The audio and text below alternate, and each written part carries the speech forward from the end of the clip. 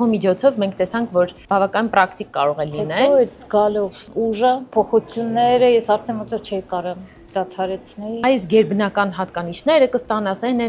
Ես գիտես երկար տարիներ զբաղվել եմ կունդալինիով, որ որոշ ժամանակ անց դու ինքդ քո մեթոդն ես ստեղծում։ կա այդպեսի տեխնիկա սիմվոլ դրամայա կոչվում։ Մեթոդի պրակտիկա չէր նենց էլ,